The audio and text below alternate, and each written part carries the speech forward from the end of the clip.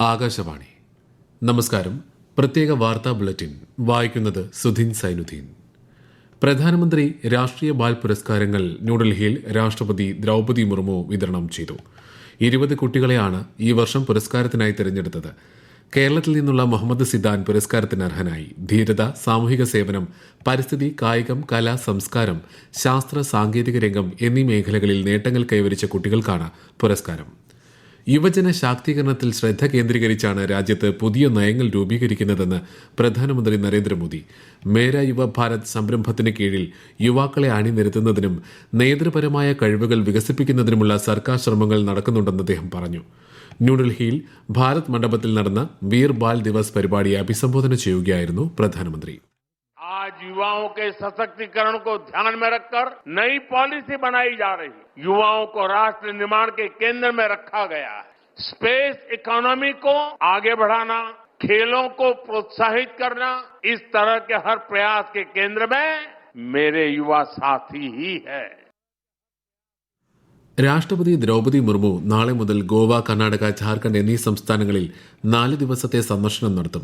നാളെ വൈകുന്നേരം രാഷ്ട്രപതി ഗോവയിലേക്ക് തിരിക്കും. ഈ മാസം 28-ന് കർണാടകയിലെ കാർവാർ തുറമുഖത്ത് നിന്ന് അന്തർവാഹിനി യാത്രയിൽ രാഷ്ട്രപതി പങ്കെടുക്കും. ഈ മാസം 29-നും 30-നും ഝാർഖണ്ഡിൽ വിവിധ പരിപാടികളിൽ രാഷ്ട്രപതി സംബന്ധിക്കും. കേരളത്തിൽ കോർപ്പറേഷൻ മേയർ, ഡെപ്യൂട്ടി മേയർ തെരഞ്ഞെടുപ്പ് പൂർത്തിയായി. ഗ്രാമ, ബ്ലോക്ക്, ജില്ലാ പഞ്ചായത്ത് പ്രസിഡന്റ് തെരഞ്ഞെടുപ്പ് നാളെയാണ്. തിരുവനന്തപുരത്ത് ബിജെപിയുടെ വി രാജേഷും കൊച്ചിയിൽ VK മിനിമോളും മേയർ സ്ഥാനത്തേക്ക് തെരഞ്ഞെടുക്കപ്പെട്ടു. തിരുവനന്തപുരം കോർപ്പറേഷൻ ഡെപ്യൂട്ടി മേയറായി ആശാനാഥ് സത്യപ്രതിജ്ഞ ചെയ്തു. തൃശൂർ കോർപ്പറേഷൻ മേയറായി കോൺഗ്രസിന്റെ നിജി ജസ്റ്റിനും, കണ്ണൂർ കോർപ്പറേഷനിൽ മേയറായി P ഇന്ദിരയും, കൊല്ലത്ത് AK ഹഫീസും മേയറായി ചുമതലയേറ്റു. കോഴിക്കോട് കോർപ്പറേഷനിൽ മേയറായി O സദാശിവനും ഡെപ്യൂട്ടി മേയറായി S ജയശ്രീയും ചുമതലയേറ്റു. മുനിസിപ്പാലിറ്റികളിലേക്കുള്ള അധ്യക്ഷ, ഉപാധ്യക്ഷ തെരഞ്ഞെടുപ്പുകളും ഇന്ന് നടന്നു. പാലാ നഗരസഭയുടെ ചെയർപേഴ്സണായി ദിയ പുലിക്കകണ്ഠം ചുമതലയേറ്റു. UDF സ്ഥാനാർത്ഥിയായ ദിയ 14 വോട്ടുകളാണ് നേടിയത്. രാജ്യത്തെ ഏറ്റവും പ്രായം കുറഞ്ഞ നഗരസഭാ അധ്യക്ഷരിൽ ഒരാളാണ് ദിയ. കൽപ്പറ്റയിൽ P വിശ്വനാഥൻ 17 വോട്ട് നേടി ചെയർപേഴ്സണായി. പണിയ വിഭാഗത്തിൽ നിന്നുള്ള ആദ്യ ചെയർപേഴ്സണാണ് അദ്ദേഹം. സ്ഥാനാർത്ഥികളുടെ നിര്യാണത്തെ തുടർന്ന് വോട്ടെടുപ്പ് മാറ്റിവെച്ച 3 തദ്ദേശ വാർഡുകളിലെ തെരഞ്ഞെടുപ്പിന് നാമനിർദ്ദേശ പത്രികകളുടെ സൂക്ഷ്മ പരിശോധന ഇന്ന് നടന്നു. മലപ്പുറം പായിപ്പാടം, എറണാകുളം ഓണക്കൂർ, തിരുവനന്തപുരം കോർപ്പറേഷനിലെ വിഴിഞ്ഞം എന്നീ വാർഡുകളിലാണ് തിരഞ്ഞെടുപ്പ്. ജനുവരി 12-നാണ് വോട്ടെടുപ്പ്. വോട്ടെണ്ണൽ 13-നാണ്. H1B വിസയുള്ള ഇന്ത്യൻ പൌരന്മാർ നേരിടുന്ന തടസ്സങ്ങൾ പരിഹരിക്കാൻ ഇന്ത്യ അമേരിക്കയുമായി സജീവമായി ആശയവിനിമയം നടത്തി വരികയാണെന്ന് വിദേശകാര്യ മന്ത്രാലയ വക്താവ് രൺധീർ ജയ്സ്വാൾ. ബുദ്ധിമുട്ടുകൾ നേരിടുന്ന ഇന്ത്യൻ പൌരന്മാരിൽ നിന്ന് സർക്കാരിന് നിരവധി പരാതികൾ ലഭിച്ചിട്ടുണ്ടെന്ന് ന്യൂഡൽഹിയിൽ മാധ്യമങ്ങളോട് സംസാരിക്കവെ അദ്ദേഹം പറഞ്ഞു. ബംഗ്ലാദേശിലെ ന്യൂനപക്ഷങ്ങൾക്കെതിരെയുള്ള ആക്രമണങ്ങളിൽ ശ്രീ ജയ്സ്വാൾ കടുത്ത ആശങ്ക രേഖപ്പെടുത്തി. റെയിൽവേ യാത്രാ നിരക്ക് ഘടന പരിഷ്കരിച്ചു. പുതിയ നിരക്കുകൾ ഇന്നു മുതൽ പ്രാബല്യത്തിൽ വന്നു. യാത്രക്കാർക്ക് താങ്ങാനാവുന്നതും റെയിൽവേ പ്രവർത്തനങ്ങളുടെ സുസ്ഥിരത നിലനിർത്തുന്നതും ലക്ഷ്യമിട്ടുള്ള നിരക്ക് വർധനവാണ് വരുത്തിയതെന്ന് റെയിൽവേ അറിയിച്ചു. സബർബൻ സർവീസുകൾക്കും സബർബൻ നോൺ സബർബൻ റൂട്ടുകൾ ഉൾപ്പെടെയുള്ള സീസൺ ടിക്കറ്റുകൾക്കും നിരക്കിൽ മാറ്റമില്ല. പ്രധാനമന്ത്രി നരേന്ദ്രമോദി ആകാശവാണിയിലൂടെ ജനങ്ങളുമായി ആശയങ്ങൾ പങ്കുവയ്ക്കുന്ന പ്രതിമാസ പ്രഭാഷണ പരിപാടി മൻ കി ബാത് മറ്റന്നാൾ രാവിലെ 11-ന്. പരിപാടിയുടെ 129-ാം പതിപ്പാണിത്. കേരളത്തിൽ തീവ്ര വോട്ടർ പട്ടിക പരിഷ്കരണത്തിന്റെ ഭാഗമായി പ്രസിദ്ധീകരിച്ച കരട് വോട്ടർ പട്ടികയിന്മേലുള്ള പരാതികളും അവകാശവാദങ്ങളും ജനുവരി 22 വരെ സമർപ്പിക്കാം. voters.eci.gov.in, ceo.kerala.gov.in എന്നീ വെബ്സൈറ്റുകളിൽ കരട് പട്ടിക ലഭ്യമാണ്. കരട് പട്ടികയിൽ ഉൾപ്പെടാത്ത AST പട്ടികയിലുള്ളവരും വോട്ടർ പട്ടികയിൽ ഉൾപ്പെടുത്താനായി അപേക്ഷയും സത്യവാങ്മൂലവും നൽകണം. രാജ്യത്തെ ജനങ്ങൾക്കും ആഗോള സമൂഹത്തിനും മരുന്നുകളുടെ ലഭ്യത, ഗുണനിലവാരം, ഫലപ്രാപ്തി എന്നിവ ഉറപ്പാക്കുന്നതിൽ ഇന്ത്യൻ ഫാർമക്കോപ്പിയ കമ്മീഷൻ നിർണായക പങ്ക് വഹിക്കുന്നതായി കേന്ദ്ര ആരോഗ്യമന്ത്രി JP നഡ്ഡ. കമ്മീഷന്റെ ശ്രമങ്ങൾ രാജ്യത്തിന്റെ വളരുന്ന ശാസ്ത്രീയ സ്വാശ്രയത്വത്തെ പ്രതിഫലിപ്പിക്കുന്നതാണെന്ന് അദ്ദേഹം സമൂഹമാധ്യമത്തിൽ കുറിച്ചു. കമ്മീഷന്റെ പ്രവർത്തന പുരോഗതി അവലോകനം ചെയ്യുകയായിരുന്നു ശ്രീ നഡ്ഡ. ഈ വാർത്തകൾ ആകാശവാണിയിൽ നിന്ന്. ആകാശവാണി വാർത്തകളും വാർത്താ അധിഷ്ഠിത പരിപാടികളും all India radio news Thiruvananthapuram YouTube ചാനലിലും @all India radio news Thiruvananthapuram Facebook പേജിലും AIR ന്യൂസ് _തിരുവനന്തപുരം ഇൻസ്റ്റഗ്രാം അക്കൌണ്ടിലും @AIR ന്യൂസ് _TVM X ഹാൻഡിലും ലഭ്യമാണ്. സംസ്ഥാന ആരോഗ്യ വകുപ്പിന് കീഴിലുള്ള താലൂക്ക് ജില്ലാ ജനറൽ ആശുപത്രികളിൽ സ്പെഷ്യാലിറ്റി സൂപ്പർ സ്പെഷ്യാലിറ്റി ചികിത്സകൾ ശക്തമാക്കുന്നത് ലക്ഷ്യമിട്ട് 202 സ്പെഷ്യാലിറ്റി സൂപ്പർ സ്പെഷ്യാലിറ്റി ഡോക്ടർമാരുടെ തസ്തികകൾ അനുവദിച്ചതായി മന്ത്രി വീണ ജോർജ്. വിവിധ ജില്ലകളിലെ ജില്ലാ ജനറൽ ആശുപത്രികളിലും കാഞ്ഞങ്ങാട്, വൈക്കം എന്നിവിടങ്ങളിലെ സ്ത്രീകളുടെയും കുട്ടികളുടെയും ആശുപത്രികൾക്കുമാണ് തസ്തികകൾ അനുവദിച്ചത്. ആശുപത്രികളിൽ കൂടുതൽ വിദഗ്ധ ഡോക്ടർമാരുടെ സേവനം ലഭ്യമാക്കാൻ ഇതിലൂടെ സാധിക്കുമെന്നും മന്ത്രി വ്യക്തമാക്കി. ആലപ്പുഴയിൽ പക്ഷിപ്പനി റിപ്പോർട്ട് ചെയ്ത സ്ഥലങ്ങളിൽ രോഗപ്രതിരോധ പ്രവർത്തനങ്ങളുടെ ഭാഗമായി പക്ഷികളെ കൊന്നൊടുക്കുന്ന പ്രവൃത്തി നാളെയും തുടരും. വിശദാംശങ്ങളുമായി ആകാശവാണി ആലപ്പുഴ ജില്ലാ പ്രതിനിധി ആർ രവികുമാർ.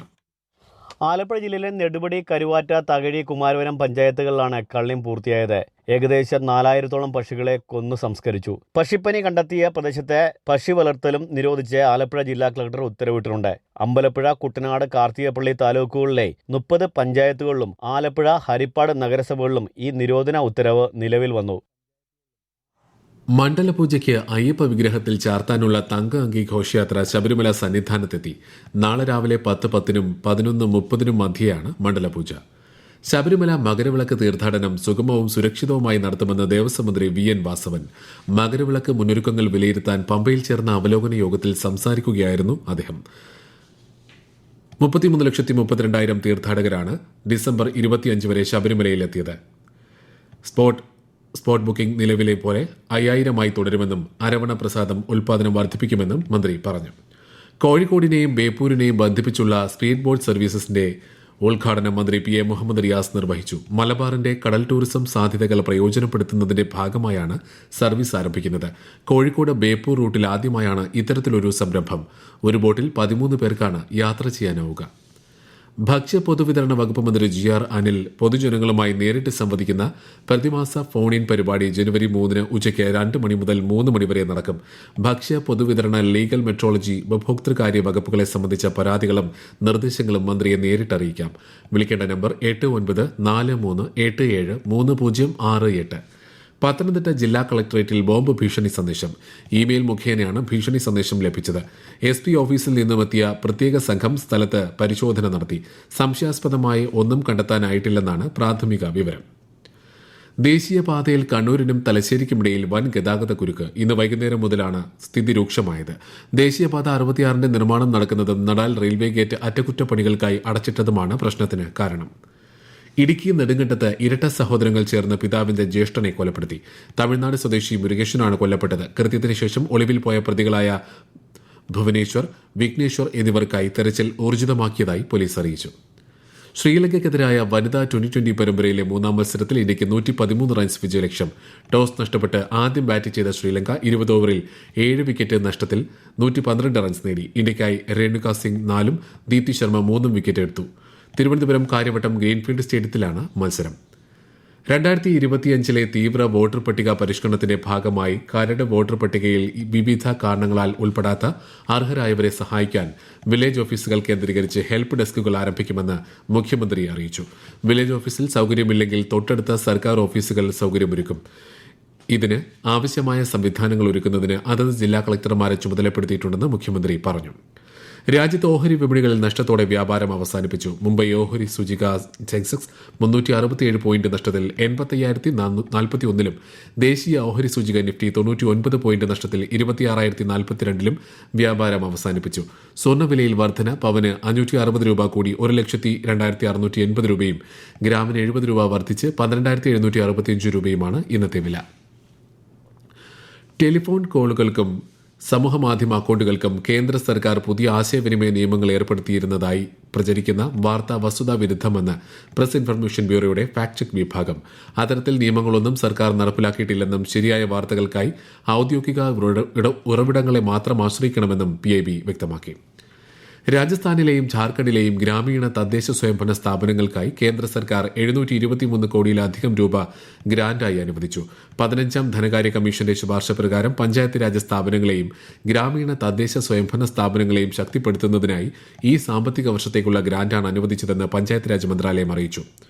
ഇന്ത്യൻ ഭരണഘടന സന്താലി ഭാഷയിൽ പ്രസിദ്ധീകരിച്ചതിൽ കേന്ദ്ര ആഭ്യന്തരമന്ത്രി അമിത്ഷാ സന്തോഷം പ്രകടിപ്പിച്ചു. ഇത് സന്താലി സമൂഹത്തിനും രാജ്യത്തിന് മുഴുവനും അഭിമാനകരമായ നിമിഷമാണെന്ന് അദ്ദേഹം സാമൂഹിക മാധ്യമത്തിൽ പറഞ്ഞു. പ്രത്യേക വാർത്താ ബുള്ളറ്റിൻ കഴിഞ്ഞു. അടുത്ത വാർത്താ പ്രക്ഷേപണം നാളെ രാവിലെ 6:45-ന്.